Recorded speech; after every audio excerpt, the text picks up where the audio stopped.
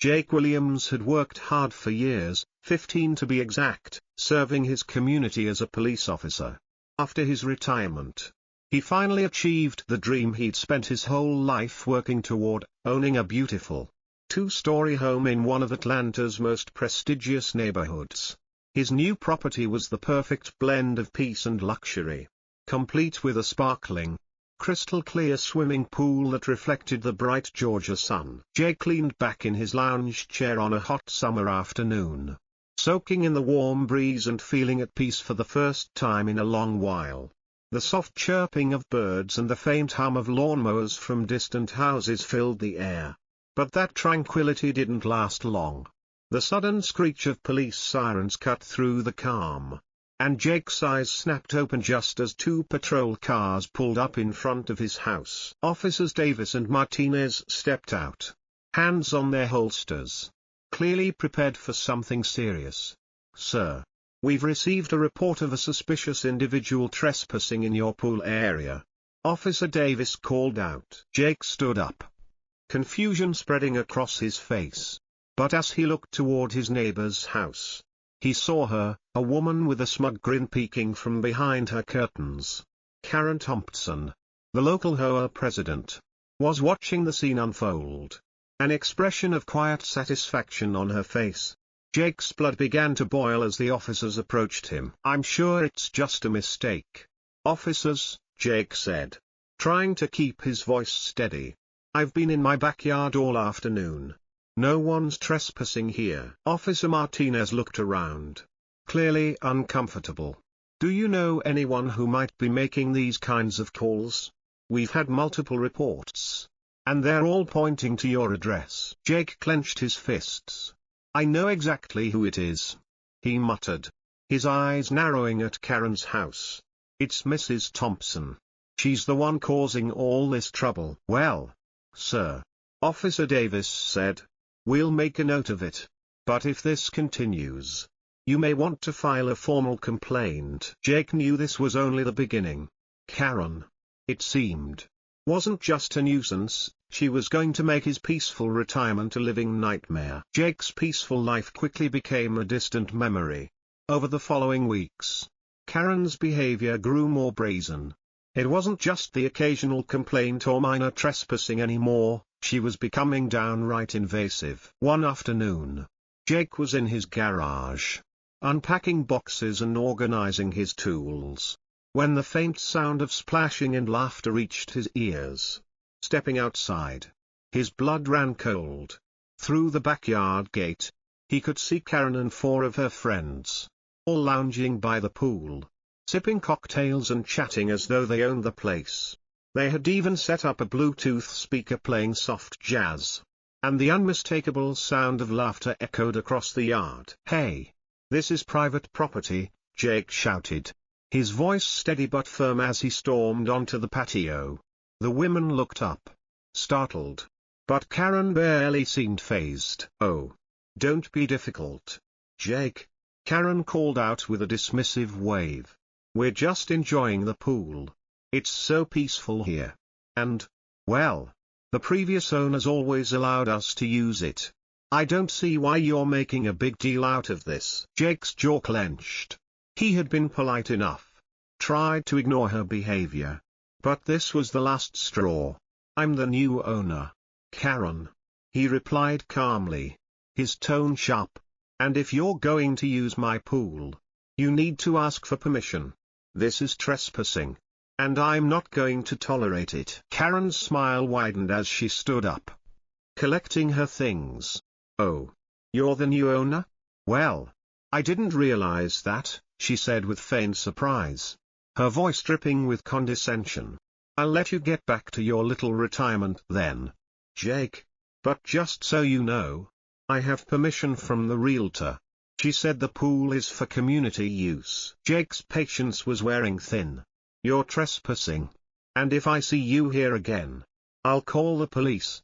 Consider this a warning, Karen." He turned to go inside, but not before shooting her a look that left no room for doubt. As Jake walked back into his house, he could hear Karen muttering under her breath. "We'll see about that," she sneered. The next day, Jake installed security cameras around the property. His years of police work had taught him that evidence was everything. What started as a nuisance was quickly escalating into something much more dangerous. Jake knew he had to be prepared for whatever Karen would throw at him next, because it wasn't going to stop here. Jake knew that Karen's behavior wasn't going to let up. After the pool party incident, he realized he needed more than just his word against hers, he needed hard evidence.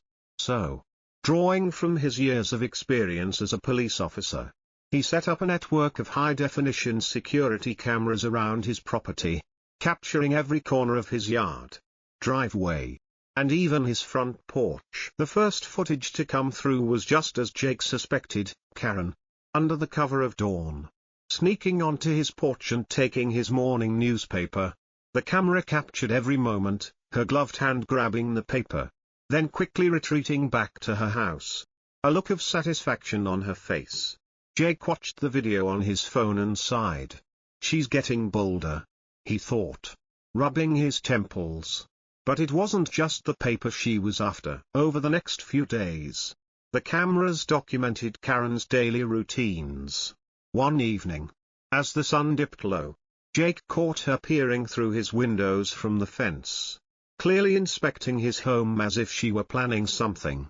He watched, his fists tightening in his lap, as Karen moved along the perimeter of his house, scanning the interior with a determined gaze, as though looking for weaknesses or potential points of entry. It was unsettling. Then came the worst of it. One quiet night, Jake watched from his phone as Karen, clearly sneaky and under the cover of darkness, stepped into his garden and began sprinkling something onto his prized rose bushes. The security footage showed her shaking a bottle, then walking away, a satisfied look on her face. The next morning, Jake discovered the damage. His roses were wilting, turning a sickly yellow, the leaves curling up as though they had been poisoned. That was the tipping point. Jake decided it was time to confront Karen, publicly. He knew the Hoa meeting was coming up, and it was the perfect opportunity to reveal her true colors to the neighborhood. On the evening of the meeting, Karen took to the front, her usual smugness radiating as she stood before the room full of neighbors. "I'm concerned about the pool usage at Jake's property," she began, her voice dripping with feigned concern. "It's becoming a problem for our community. We've always had access to it, and now this man is turning it into a private haven. I believe it's affecting property values. He's not maintaining the standards of our neighborhood." Jake didn't flinch. He calmly stood up and walked to the front, holding his phone in his hand. "Actually, Karen, I'd like to address the issue you've raised," Jake said, his voice steady and unyielding.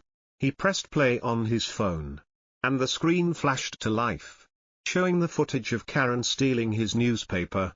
The room fell silent. "Here's Karen," Jake continued, "stealing my newspaper in the early morning hours." The room was still as the footage moved to Karen peering through his windows and then the night she sabotaged his roses. The images of Karen's actions were crystal clear. Murmurs started to ripple through the crowd as people turned to look at each other, shocked by what they were seeing. "Is this the behavior of someone who's concerned about the neighborhood?" Jake asked, his voice cool but firm.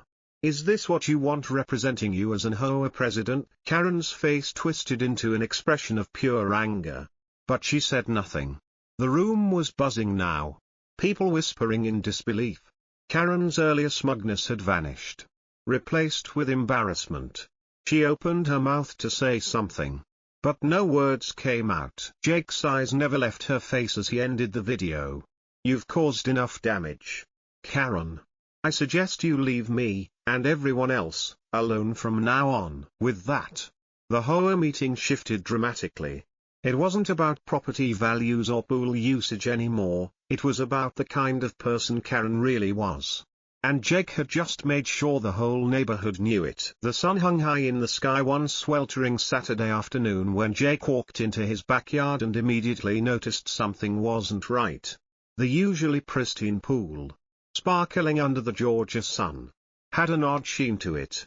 He bent down to inspect the water, his heart sinking. There, on the surface, was a thin layer of dish soap bubbles. And the water had an unnatural, soapy look to it. His mind raced. Karen, he thought. She's done it again. The realization hit him hard. Karen had gone too far this time. First, it was the trespassing. Then the sabotage of his garden. And now this. His once perfect pool, his sanctuary, was ruined by the toxic remnants of her childish vendetta. He stood there for a moment, glaring at the water, the anger bubbling up. But then, something unexpected happened. A small smile tugged at the corner of his mouth. It's time for some payback, he thought. Jake had spent years investigating criminal activities. And he knew that sometimes the best way to get back at someone wasn't through violence or confrontation, it was through strategy. And so, with a deep breath, Jake began to put his plan into motion. He'd remembered a case from his police days involving a special kind of pool dye. It was non-toxic and completely harmless, used by professionals to check for leaks. But there was one specific property of this dye that intrigued Jake. It was activated by certain chemicals found in cosmetics and sunscreens. The best part? It left a vivid, unmistakable green tint that wouldn't wash off easily. Perfect. Jake spent the next few days preparing. He did some tests with a brand of sunscreen he had seen Karen use. And the results were exactly what he needed. When the dye met the chemicals in the sunscreen, it created a bright green color that would last for days.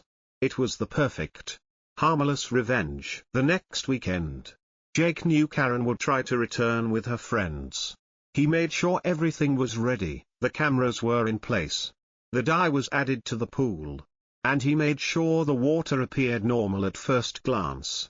But he couldn't help the small, satisfied grin that spread across his face as he thought about what was about to unfold. Sure enough, at 2 p.m., Jake saw the familiar sight of Karen walking through his backyard gate, leading a group of 6 women in tow.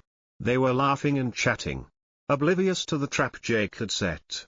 He watched from his home office window, phone in hand, as Karen made her grand entrance. "Ladies, welcome to our private oasis," Karen announced, raising her glass. "Let's enjoy the afternoon. And don't worry, the new owner has no idea what's happening here." The group giggled, and one by one, they slathered on their sunscreen, using the very brand that would trigger the dye. Karen, of course, was the first to dive into the pool, making a graceful splash. The others followed, splashing and swimming as the afternoon sun cast a warm glow on the scene. They were all so relaxed, so carefree, unaware of the green disaster that was about to unfold. It didn't take long. The first woman to notice something was wrong was Susan, one of Karen's friends. She gasped, her hand darting to her arm. "Karen, is your skin green?" she asked, her voice full of panic. Karen looked down at her arms, then at her legs, and her eyes widened in horror. "What the?" she sputtered, staring in disbelief at her now bright green skin. "What's happening?" The women around her started to shriek. "My legs, my arms, my face," one of them cried, clutching her designer swimsuit like it could somehow shield her from the bizarre transformation. Karen, now standing in the shallow end of the pool, let out a shriek of pure panic. "No, no, no. This was deliberate," she screamed, her voice cracking as the green tint spread across her skin. "You did this to me, Jake. You." Jake couldn't help but chuckle quietly from his hidden vantage point as he recorded the entire scene. The women were scrambling out of the pool, their once beautiful designer swimsuits now stained with green water, their faces streaked with makeup that only intensified the absurdity of the moment. Karen's shrieks of fury echoed through the neighborhood as the group of women, now looking like a band of green-tinted zombies, fled the scene in a mad dash. They left a trail of wet, green footprints down the sidewalk as they made their way to their cars, looking over their shoulders in disbelief. The entire neighborhood had witnessed the spectacle, and Jake knew this would be something they'd never forget. The video Jake had captured, edited to perfection with clips of Karen's previous trespassing incidents, was soon uploaded online. The footage quickly went viral, complete with the laughter of the women and Karen's increasingly frantic attempts to remove the green stain from her skin. The comment sections were flooded with green emojis and sarcastic remarks, as local news stations picked up the story, spreading it far beyond the neighborhood. Karen's reputation was destroyed. Her real estate business took a major hit, with clients asking if they could trust a realtor who would engage in such petty, vindictive behavior. By the end of the day, Karen's own lawyer was sending Jake cease and desist letters. But he had the last laugh. The footage was irrefutable, and Karen's attempts to salvage her reputation only made things worse. It was a perfectly executed plan, and Jake couldn't help but feel a sense of satisfaction. Sometimes, the best way to deal with a bully wasn't to engage in their games, it was to let karma do its work. And in this case, it did so in the most unforgettable way possible. The internet exploded in the hours after Jake's video hit the web. What started as a small neighborhood dispute soon turned into an online spectacle that made national headlines. The footage of Karen and her friends, green-tinted from head to toe, scrambling out of Jake's pool, was nothing short of a disaster for Karen. The video was perfectly edited, opening with shots of her earlier trespassing and sabotage, followed by the hilarious and humiliating scenes of her pool party gone wrong. The sight of Karen's frantic screams and her friends' panicked attempts to flee quickly became meme material. It didn't take long for the video to go viral, spreading across social media like wildfire. The comment section was filled with people from all over the world sharing their own Karen stories, each one more absurd than the last. Local news stations picked up the story, broadcasting the footage with the catchy headline, "Trespassing Karen Gets Green with Envy." News anchors chuckled as they covered the details of the story, showing footage of Karen's disastrous pool party, much to her increasing humiliation. But the real impact was felt closer to home. As the video spread, Karen's once pristine reputation crumbled. Her colleagues at the real estate agency quickly distanced themselves from her, and clients who had once trusted her services were now questioning her professionalism. Within hours, Karen's agency released a statement. "We pride ourselves on integrity and respect for others' property rights," the press release said. "The actions displayed in the video do not reflect our company's values." But it was too little, too late. The damage was done. The neighborhood, which had once been silent in the face of Karen's antics, finally found its voice. Neighbors who had been too afraid to speak out before began coming forward, sharing their own stories of Karen's bullying. Mrs. Rodriguez from across the street recalled how Karen had once reported her Christmas decorations as too ethnic and demanded they be taken down. The Johnson family next door spoke up about Karen's attempts to have their children's basketball hoop removed, claiming it would decrease property values. Even the local postman shared his experience of Karen constantly calling to complain about his deliveries, making life difficult for everyone in the community. The Hoa, which Karen had once dominated with her tight grip, started to turn against her. People began to see Karen for who she truly was, a petty, entitled bully who used her position for personal gain. No one was buying her excuse of maintaining property values anymore. As for Karen, her social media accounts were flooded with angry comments, many of them from people mocking her green-tinted appearance. She even tried to post a video defending herself, claiming that the pool incident was just a misunderstanding. But it backfired spectacularly. Her green-tinted skin only made her look more absurd, and the video quickly went viral for all the wrong reasons. Her downfall was swift. The real estate office couldn't keep her on any longer. By Monday morning, a for sale sign was placed in front of her house. But even this move couldn't protect her from the fallout. Potential buyers were now warned about her behavior, with one agent openly sharing, "The neighborhood has a history of complaints regarding the previous owner. I'm afraid the pool incident might be a deal-breaker for most buyers. As the days passed, the neighborhood continued to buzz with the aftershocks of the viral incident. Karen's name became synonymous with scandal. She was no longer seen as the intimidating Hoa president but as the green-faced Karen. A joke in every corner of the community. Jake, meanwhile, quietly enjoyed the newfound peace in his home. His pool, once a source of frustration, had become a symbol of standing up for what was right. The neighborhood had come together, and a sense of unity that had been lacking for years began to take root. People stopped by more often, and the sense of community grew stronger with each passing day. By the time Karen's moving truck finally pulled away, it was clear that she had become a cautionary tale, not just for the neighborhood but for the whole town. The damage to her reputation was irreversible, and no amount of damage control could undo the humiliation she'd suffered. Jake, now fully enjoying his retirement, sipped his lemonade by the pool and raised a quiet toast to the power of karma. As for Karen, she was long gone, but the ripples of her actions would be felt for years to come.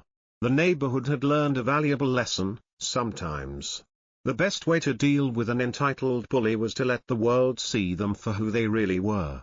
And, of course, to make sure you had good security cameras. With Karen gone, the atmosphere in the neighborhood began to change. It was as though a dark cloud had lifted, and a newfound sense of unity started to blossom. For the first time in years, neighbors were talking to one another, sharing stories, and getting to know each other outside of their front lawns. It was a transformation that no one had expected, but everyone welcomed. Jake's pool, once a source of stress and tension, had become the heart of this newfound community spirit. On weekends, children from the neighborhood could be seen playing in the water, laughing as they splashed and enjoyed the sun. Parents sat at the poolside, chatting and exchanging recipes, while the grill sizzled with Jake's famous ribs. The sense of camaraderie was palpable, and the warm, inviting water seemed to reflect the change in the neighborhood's vibe. Neighbors who had never spoken to Jake before now waved hello as they walked their dogs or passed by his house. Mrs. Rodriguez, who had once kept to herself, now brought over her homemade empanadas, saying, "You've made this neighborhood feel like home again, Jake." Even the Johnsons, who had been the target of Karen's nasty attempts to remove their children's basketball hoop, came over one evening to thank him. "We really owe you," Mr. Johnson said. "If it weren't for you, who knows how much longer we would have put up with her nonsense." Jake smiled, feeling the weight of the transformation that had taken place around him. The once isolated community had become a place of connection, warmth, and mutual respect. It was a far cry from the division and tension Karen had sown with her petty behavior and relentless campaigns against anyone she considered beneath her. As Jake sat by the pool one evening, enjoying the peaceful atmosphere, his phone pinged. He glanced at it, and a small chuckle escaped his lips as he read the email. It was from a local news outlet in the state where Karen had moved to. The subject line read, "Karen back at it again, this time with a tennis court incident." Apparently, Karen had found a new neighborhood to terrorize. And this time, she was causing a ruckus over someone else's private tennis court. Jake shook his head, a bemused grin tugging at the corners of his mouth. Some things never change, he thought, amused by the idea that Karen's antics had continued even after she'd left his life. But he wasn't bothered. In fact, Jake found the whole situation hilarious. He had gotten his revenge, not through petty acts of retaliation, but by standing his ground and letting karma do its work. Karen's reputation was in ruins, and no matter where she went, it seemed she couldn't escape the consequences of her behavior. Jake put his phone down and took a deep breath. Looking out over his sparkling pool, the once challenging chapter of his life had come to a close, and in its place was something far more fulfilling. His peaceful retirement was no longer marred by conflict. Instead, it was filled with laughter, friendship, and the kind of genuine connection that Karen had tried to destroy. He knew deep down, that sometimes the best form of revenge wasn't to fight back with anger or bitterness, it was to simply live well, to create something better, and to let karma do the rest. As the sun dipped behind the trees, casting a warm glow over the neighborhood, Jake raised his glass in a quiet toast to that very lesson. Karma had a way of making a splash. And in his case, it had certainly made a big one. And as for Karen, well, Jake didn't need to worry about her anymore. He had the life he wanted, the community he deserved, and a pool that had become a symbol of peace, strength, and resilience. Life was good.